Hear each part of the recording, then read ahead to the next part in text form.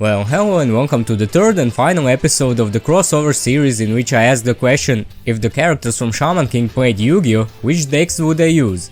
And in this episode I'll be focusing on the ladies of the show and the members of the Patch tribe. As always, I'll be basing my choices on the characters' powers and abilities, and also their spirit allies. And as the saying goes, ladies first, so let's start with Jun Tao. She is Ren's big sister and a Daoshi of the Tao family, meaning she can control Jiangxis, which are basically zombies whose souls have been returned to their dead bodies and are controlled with the talisman Jun uses. And her spirit ally is Lee Pyron, a former actor and martial artist based on Bruce Lee. His reanimated corpse was given to Jun as a birthday present, and he was used by her as a mindless puppet, but he regained his will and since then they have been fighting together as partners. So for her I picked the Vendred deck, which is a zombie deck focused on ritual summoning, and its main monster is Vendred's Lair, who has a very interesting story depicted in the cards themselves, which reminded me a lot of Lee Pyron's story from the show, so that's why I picked the deck for her. Next up is Tamamura, an orphan living with the Asakura family and the apprentice to Yo's father. Her specialty is using the Kokuri board, which is kinda like an Ouija board for divination, and she integrates her spirit partners Ponchi and Conchi with it to create an oversoul. And with it she can create a bow and arrow for offense and a shield for defense. And since Ponchi and Conchi are a fox and tanuki spirits, for her I've picked the Raccoon deck.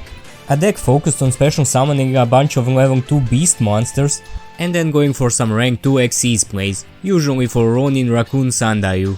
Also, fun fact, did you know Conchi and Ponchi were based on Stimpy and Ren? And yeah, now that I say it, I can totally see that. After her we have Iron Maiden Jeanne, the leader and symbol of the X-Laws. And she gets her name because she spends most of her time in an Iron Maiden torture device to increase her power. And her spirit ally is Shamash, the Babylonian god of justice. She uses various parts of her Iron Maiden to integrate with him and create torture devices as an oversoul.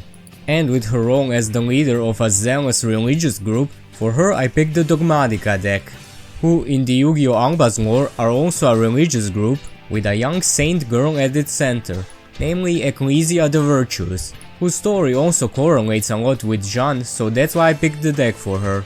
After her we have Sati Saigan, leader of the Gandhara, another one of the 3 great powers in the Shaman fight. And she, like other members of Gandhara, has an ability to nullify Furyoku, which allows her to win fights with minimal violence.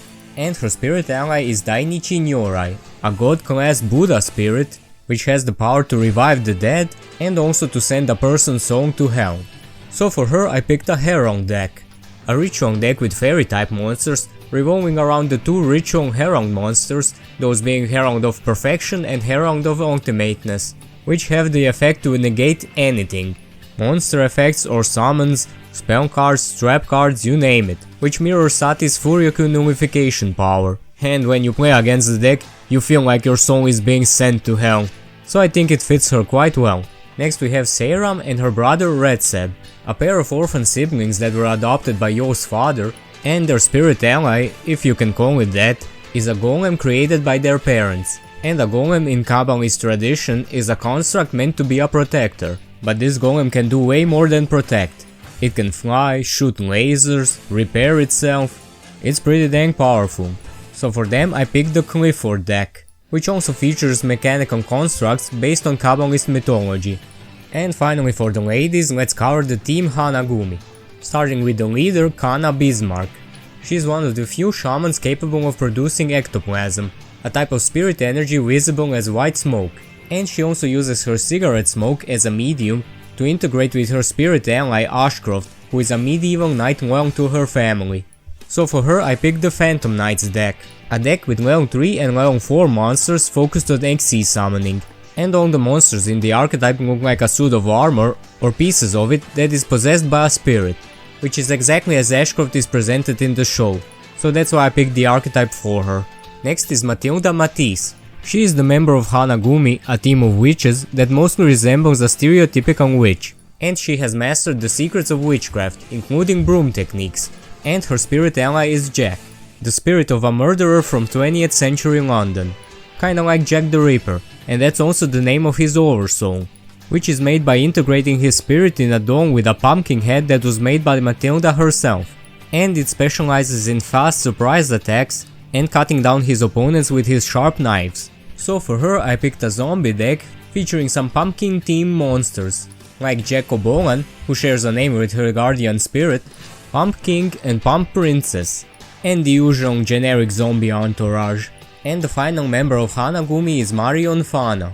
She has psychic and telekinetic powers, which she uses to manipulate puppets, and she can also see into the future and foretell the time of people's death. Her guardian spirit is Chuck, the spirit of an Old West gunslinger, and she integrates him with a doll of a gunslinger her mother has made, and it also packs heat, and its bullets are made with the Oversong, so it can fire indefinitely while Marion has Furyoku.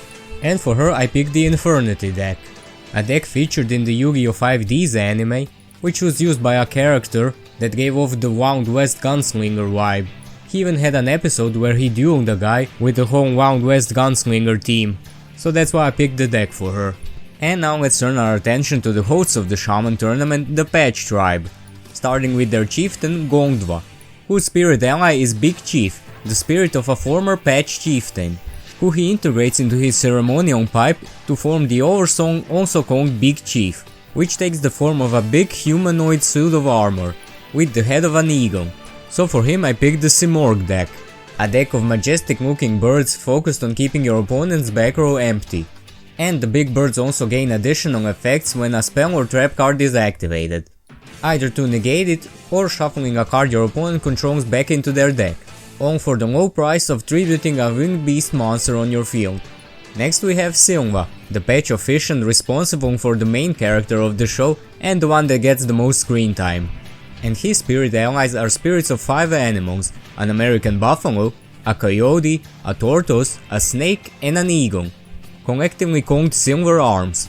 He integrates their spirits into a part of the said animal that he keeps on his person, and by doing so he can access the power of the animal. And he can also combine them into a totem that doubles as a big fuck-off laser cannon. So for him I picked the Tri-Brigade deck, a deck focusing on 3 types of monsters, beasts, beast warriors and winged beasts. And they like to send the aforementioned type of monsters to the graveyard, which then triggers one of their effects, and they can also banish those monsters from the graveyard to special summon link monsters from the extra deck of the said types, whose link rating is equal to the number of the banished monsters. After him is Kalim, the patch officiant who was responsible for Horror during the Shaman fight, and his spirit ally is Black Sickle, the spirit of a large black bull. He integrates it into his belt, which contains bones of a bull, including a skull, and he can materialize Black Sickle's body, giving him a centaur-like appearance, and that form extremely increases his strength and speed. So I've given him a deck centered around Orphebull, the harmonious bullfighter bard. And it's an OTK deck that aims to summon said monster as quickly as possible, which is done by banishing 2 light and 2 dark monsters from your hand or graveyard. It gains 1000 attack points for every monster banished from your hand this way, and it can attack your opponent's monsters up to the number of monsters you banish from your graveyard for its summon. Up next is Radim, the commentator for the Shaman fight, and his spirit ally is Platinum Sword, the spirit of a pelican, and he integrates it into his microphone to create a lightsaber. Hope Disney won't sue him. And he mostly relies on his martial arts skill in conjunction with his oversoul, making him an extremely fast and agile fighter. So because his spirit is a pelican, for him I chose the Fluandereeze deck, a deck with several water attribute winged beast monsters, whose main gimmick is normal summoning other winged beast monsters from your hand when they are normal summoned, and returning themselves to the hand when they are banished. And when you get to the higher level ones, they have some devastating effects, which would be fine and good if they couldn't do it during your opponent's turn, which makes the deck pretty frustrating to play against, kinda like Radim was being able to take on Yo's whole team by himself. Next up is Magna, one of the Shaman officiants who sided with Hao during the Shaman fight, and his spirit ally is Magnescope, the spirit of an owl, which he integrates with a set of owl feathers around his neck. And in his oversong, he gains the wings and claws of an owl, allowing him to fly and crush his enemies. But since there's no owl archetype in Yu-Gi-Oh, I thought the next best thing would be Blackwings, an archetype full of dark attribute winged beast monsters, since owls are nocturnal animals. And I don't think I need to say much about Blackwings, since they're one of the most popular archetypes in Yu-Gi-Oh, being used by one of the fan favorite characters in Yu-Gi-Oh 5D, Scroll Hogan. Up next is Nichrom, The other patch efficient belongs to Hao, and he has two spirit allies, Yellow Whip and Purple Kick. Yellow Whip is a scorpion spirit, which he integrates into his bracelet shaped like a scorpion's tail, and the Oversong creates a scorpion body on his arm, whose tail is able to extend and attack enemies at range and inject poison into them, and it also has pincers which he uses for defense mostly. And Purple Kick is the spirit of a grasshopper which he inherited from his dead brother that was killed by Ren, and he uses it to create an Oversong over his legs to increase their strength and his speed. So for him I picked an insect deck with some cards based on grasshoppers and Millennium Scorpion, along with a bunch of generic insect monster and support cards. Mainly the ones that can search insect monsters and ones that can special summon themselves or other monsters to be used as tribute materials for Millennium Scorpion. After him is Namari, the third patch efficient who supports Hao.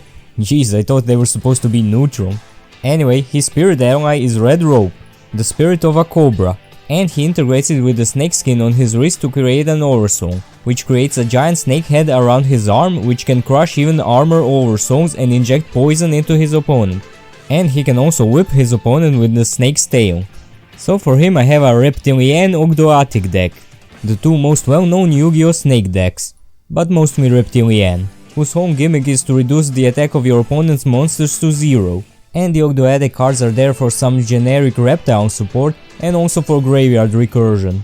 Then we have Blon, the patch efficient responsible for Lyserg, and his spirit ally is Blue Net, the spirit of a spider, which he integrates with his wrist and ankle cuffs made of spider hair to create an Oversong replicating Blue Net's body, from which he can shoot silk threads to walk on and trap his enemies.